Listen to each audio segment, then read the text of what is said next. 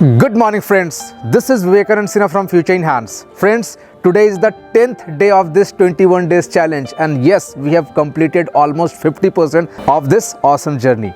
So friends, today we are going to create an application in Excel. जी हाँ दोस्तों, आज हम एक एप्लीकेशन बनाएंगे Excel में using a VBA, small VBA programming. Let us take a scenario of a reception desk या कहीं पर भी जहाँ पर कस्टमर्स के या किसी के भी कॉल्स आते हैं. So using this system you can track and manage all those calls कि किसके कॉल आए हैं, कब कॉल आया है और किस लोकेशन से कॉल है. So you can track multiple things using this application. हालांकि there are multiple application available in the market but this is going to be awesome because ये एप्लीकेशन आप खुद बनाओगे. And please stay connected till end because यहाँ पर छोटे छोटे steps है. Because we are going to create an application, develop an application, तो मल्टीपल स्टेप्स इन्वॉल्व होंगे. एक भी स्टेप अगर मिस हो गया तो आगे का स्टेप्स फिर समझ में नहीं आएगा.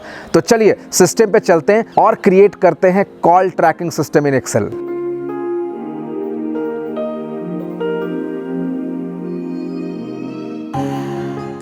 Friends, this is the file where we are going to create this call tracking system.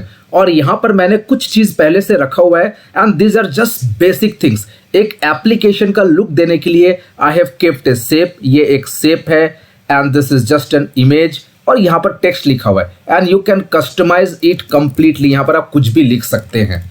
Now as an example, मैंने यहाँ पर कुछ बेसिक कॉलम्स लिया हुआ है जो हमें इस टूल को क्रिएट करने के टाइम में रिक्वायरमेंट होगा. Because as this is a call tracking system तो मैंने कॉल से ही रिलेटेड कुछ डिटेल्स लिया हुआ है. सो this is the contact number, जिनका कॉल आया उनका नंबर, उनका नाम क्या है, किस लोकेशन से वो बात कर रहे हैं, कॉल कब आया और लास्ट कॉल कब आया था. यहां पर कुछ चीज ऑटोमेटिकली अपडेट होगा और कुछ चीज हम मैनुअली अपडेट कराएंगे. Let us see the entire flow कि ये कैसे काम करेगा.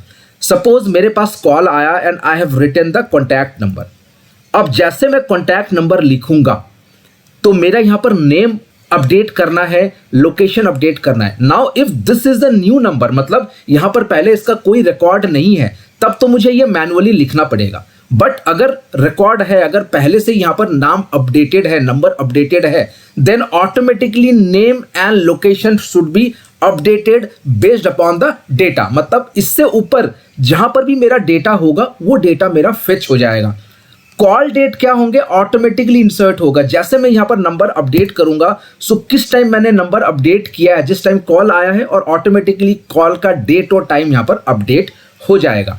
नाउ लास्ट कॉल क्या है कि अगर ये नया नंबर है तब तो लास्ट कॉल में ब्लैंक होगा, कुछ भी नहीं आएगा. बट अगर if this is an existing number, मतलब इसका कॉल पहले आ चुका है, then automatically last called update हो जाएगा based upon the call date column. Call date में जो भी लास्ट डेट होगा, मतलब अगर 1 2 3 4 के 4 कॉल्स आए हुए हैं तो लास्ट कॉल कब आया वो ऑब्वियसली कॉल डेट में होगा और वही डेटा यहां पर अपडेट हो जाएगा.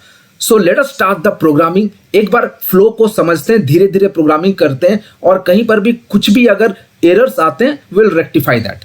सो let us start the code in such a way कि इसका डेटा ऑलरेडी है. मतलब मुझे कोड को ऐसे ही स्टार्ट करना पड़ेगा कि 1 2 3 4 अगर मैं लिखता हूं तो उसका डेटा होगा तो आ जाएगा. नाउ मैंने जैसे बताया कि जब भी मैं यहां पर नंबर लिखूंगा उसका डेटा अपडेटेड होगा. मतलब अगर मैं यहां पर नंबर लिखता हूं तो 4th रो से इस टेबल को मैं कंसीडर करूंगा एज ए सोर्स डेटा. मतलब सेम डेटा मेरा सोर्स भी है और सेम डेटा मेरा डेस्टिनेशन भी है. सोर्स क्या होगा, जहां पर मैं अपडेट करूंगा उससे पहले तक का डेटा जो होगा वो मेरे लिए सोर्स होगा. सिंपल. सो यहां पर कुछ एक्सेल के फंक्शंस यूज होगा और कुछ VBA का लॉजिक यूज होगा. सो कंबाइंड फॉर्म में we are going to create an application. Now यहां पर डेटा अपडेट कब होगा, सिंपली जब मैं कॉन्टैक्ट नंबर में डेटा अपडेट करूंगा. जब भी मैं कॉन्टैक्ट नंबर में कुछ भी अपडेट करता हूं तो based upon this it is going to update the data. Right click करूंगा शीट टैब में and go to this view code and this is the magical platform. This is known as visual basic editor और यहां पर मैं code लिखूंगा. Now जैसे मैंने बताया कि यहां पर जब भी मैं कुछ इंटर करूंगा तब वो मेरा एक्शन परफॉर्म करे. Now in Excel there are lots of events. जैसे मैं कुछ लिखूंगा, एंटर करूंगा, ये भी एक इवेंट है. अगर मैं कर्सर मूव करूंगा ये भी एक इवेंट होता है. राइट क्लिक करूंगा, this is also an event. So मुझे किस इवेंट पे कोड को लिखना है, जब भी मेरा कुछ भी लिख के मैं या तो एंटर करूं या कुछ भी लिख के मैं टैब प्रेस करूं, मतलब चेंज हो, डेटा में कुछ चेंजेस हो, या तो इवन अगर एग्जिस्टिंग डेटा में भी एंटर करूं तो वो भी चेंजेस के फॉर्म में आता है. So I have to write the code in change event. So let us go to the VB editor again. So I'll go to this tracker sheet, तो डबल क्लिक कर दूंगा ट्रैकर शीट को. Now I'll go with this worksheet. तो यहाँ पर जितने भी sheets event है वो सारा आ जाएगा, जहाँ पर जैसा आप देखोगे हाइपरलिंक करना, राइट क्लिक करना, डबल क्लिक करना, और यहाँ पर एक इवेंट है चेंज इवेंट जिसके बारे में मैं बात कर रहा हूँ. So I write the code under change event. तो मैं इसको डिलीट कर दूंगा.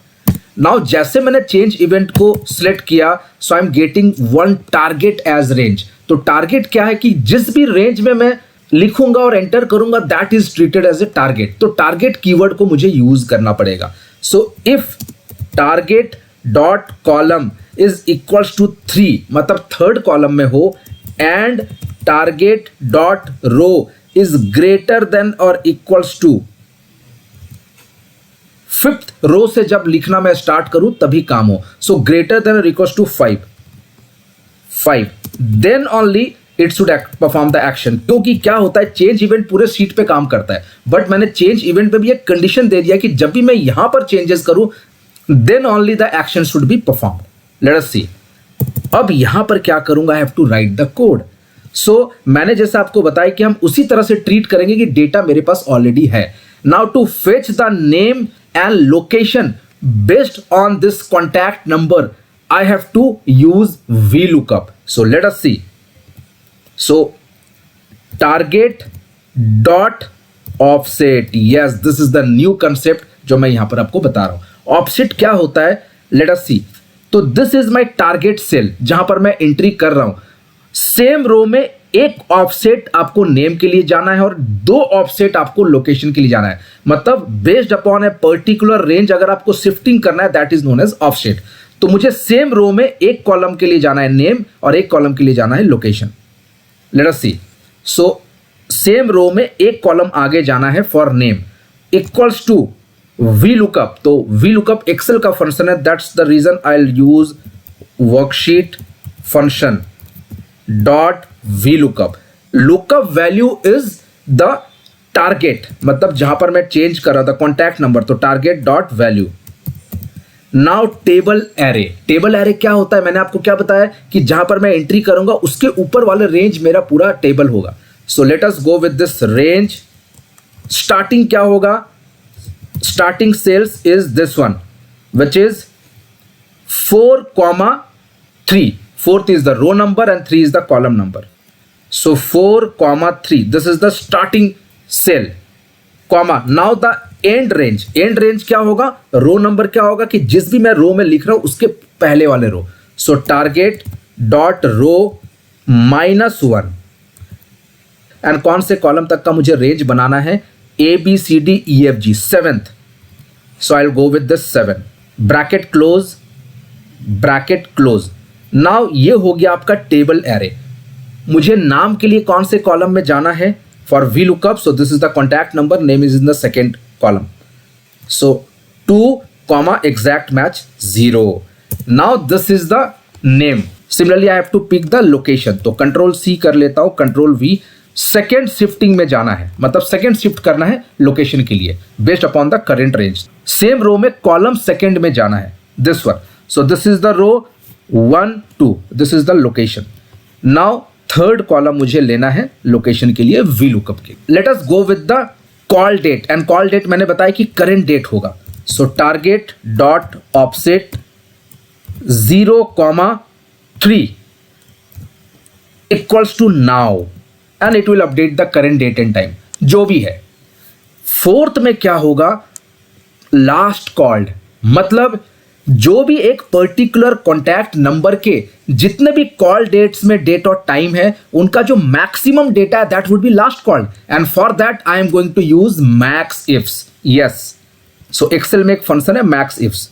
सो target dot offset 0,4 equals to worksheet function dot max ifs. Now in the max ifs range सबसे पहले मुझे देना है जिसका मैक्सिमम निकालना है, and that range is the call date range. Let us C.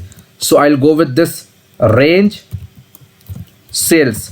Starting range क्या होगा, रो नंबर हो जाएगा आपका 4 एंड कॉलम नंबर क्या हो जाएगा, column number is the F, ABCDEF 6। Now and range क्या होगा, एंड रेंज जहां तक मैंने डेटा रखा वो उसके ऊपर तक का। So cells target dot row -1 and the column would be same, that is the 6। Now this is my max range, मतलब जिसका मैक्सिमम निकालना, which is the call date, comma अब आता है क्राइटेरिया रेंज। अब जहां से मुझे ढूंढना है, contact number is the criteria range, simple. So I will go with this one, let us copy this, इसे मैं कॉपी कर लेता हूं, I will change the column number. Now the column number is third column and I have to find the contact number. So target dot value is the contact number. Perfect. Bracket close, enter.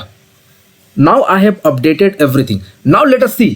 एक बार contact number डाल के देखते हैं कि ये क्या कर रहा है. So let us go to the code. I am going to write 1 2 3 4 5.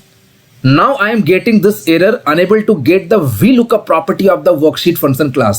और इसको पढ़ के एक ही चीज समझ में आ रहा है कि VLOOKUP में कुछ एरर है। एरर तो आना ही है, जैसे एक्सेल में अगर हम कुछ VLOOKUP से निकालने की कोशिश करते हैं और डेटा नहीं मिलता है तो एरर आता है। Similarly in the case of VBA। सो यहां पर मुझे क्या करना है, I have to go with on error handling. Let us see error handling क्या करना है। मैं बोलूंगा जब भी एरर आए तो फिर आगे बढ़ जाओ। So I'll write a command on error resume next. Perfect. अब एक बार चला के देखते हैं। So 1 2 3 4 5 perfect. अब नेम और लोकेशन तो नहीं आया, कॉल डेट आ गया which is correct. Current call date आ गया 28 जनवरी 22 1636। Now last called. अब लास्ट कॉल्ड नहीं आना चाहिए बिकॉज इसका कोई डेटा ही नहीं है, but by default max ifs क्या करता है, पुराना कोई रिकॉर्ड नहीं मिला तो जीरो ले लेता है। और अगर आप देखोगे सो दिस इज 0 0 0, मतलब यहां पर है तो जीरो बट यहां पर डेट और टाइम के फॉर्मेट में आ रहा है, इसलिए आ रहा है। Let us right 0। अब देख रहे हो आप, ये पूरा वही आ रहा है। तो मुझे क्या करना है कि जब भी एरर आए तो यहां पर ब्लैंक करो, मतलब उसका डेटा नहीं है। So let us see. So for that what I will do, यहां पर करता हूं मैं इफ ERR, क्योंकि जब भी एरर आता है तो एरर का एक कोड जनरेट होता है। So if ERR dot number is greater than 0, मतलब एरर है, then target dot offset same row का 4th शिफ्टिंग करूंगा कॉलम में which is the last call. Let us see. So this is my target 1 2 3 4 last call dot clear contents, तो contents को clear करा दूंगा। Let us see. अब एक बार देखते हैं। सो मैं क्या करूंगा, इस पूरे डेटा को डिलीट करूंगा। अब देखा जैसे मैंने डिलीट किया तो कुछ आ गया। Let us handle this error also. पहले देखते पुराना वाला जो हमारा कंसर्न था वो ठीक हुआ कि नहीं। So 1 2 3 4 wow, I am getting the call date और कुछ भी नहीं आया बिकॉज डेटा है ही नहीं। Let us right the name. Let us right Vivek Delhi. Perfect.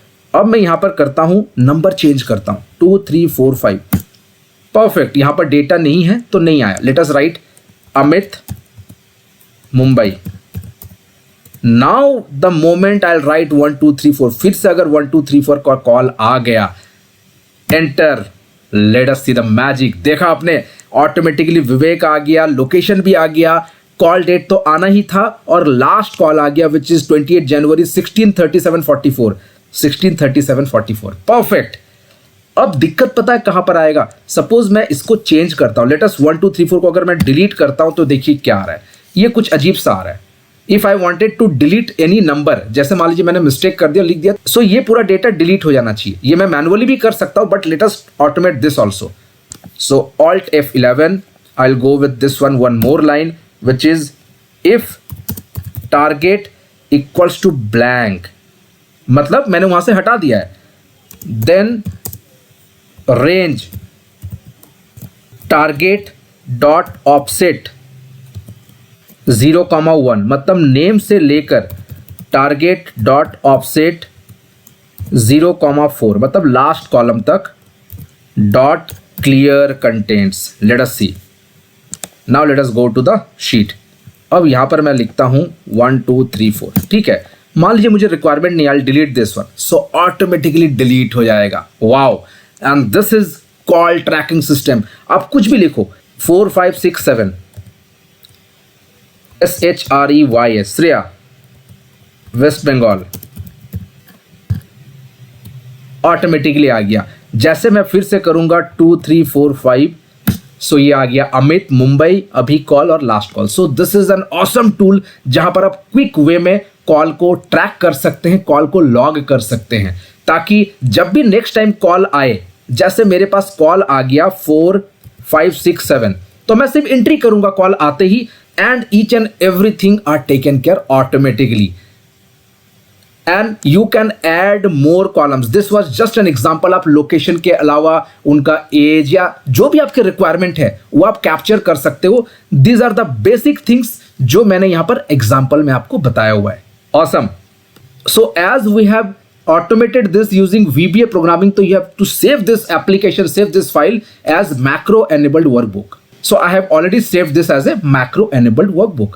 Now you can just hide this one. ये 1 2 3 4 ABCD आप यहाँ पर जाके व्यू में जाके हेडिंग्स को हाइड कर सकते हो। थोड़ा सा ये एप्लीकेशन के फॉर्म में आ गया।